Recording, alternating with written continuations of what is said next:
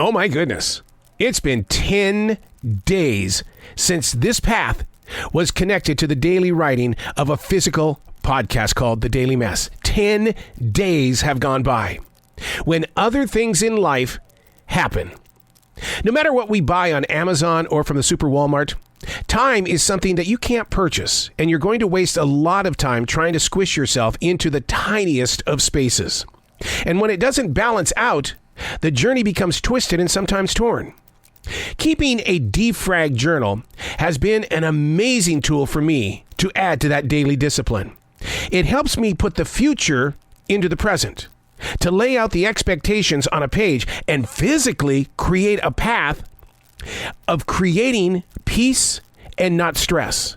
To be honest in pointing out where the creative process could be a triggered experience.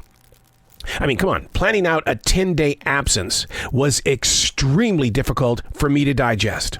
All in the name of having no time. Where we learn is on the page. Go back 15 days in your life and physically view the planning. And if you didn't plan, that right there could be the sign. The thing that's triggering you, the one thing that's pushing you in directions that you didn't want to go.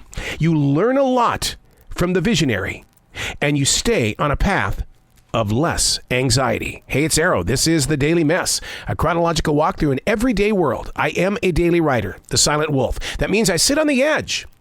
I watch. I listen. I study. Then we activate. This is The Daily Mess. There's always a daily requirement.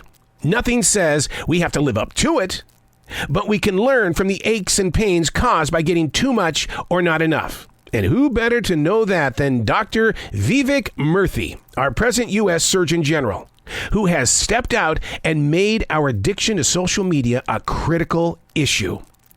He wants Congress to put a label on digital apps, like that of alcohol and cigarettes. Since the early part of the 1990s, we've seen the shrinking mental stability and huge rise in health issues that doctors, they've got a fix for you. Here, take this pill. Teens that spend 3 hours on a digital device double their risk of depression. Nothing can happen until the government approves a label. But here's the thing we have to think about. The world of social media has always been the wild, wild west, without long lists of warnings and or rules. And would the warnings from the Surgeon General actually help ease our habits on digital apps? And which ones will be labeled the most dangerous?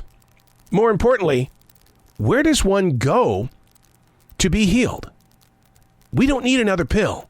We just need to break this habit, which I have been struggling with for a very long time. And one of the ways that I'm dealing with this habit is I set up appointments.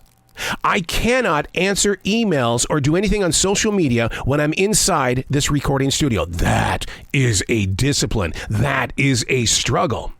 When it comes to answering business emails, that begins at 12:30. It's like going to a job. 12:30 is when you show up and you do what you need to do in the shortest amount of time possible. Do not travel off and watch CNN.com. Don't go do something on Fox. Don't go over here for Entertainment Tonight. Do your business. Set up an appointment and make sure that you don't overdo it, because when you're starving for content, that imagination will say, just give me a second. I'll be okay. But how do you feel about this? The U.S. Surgeon General wanting a label to be put on digital apps. I'm Arrow, and that's The Daily Mess.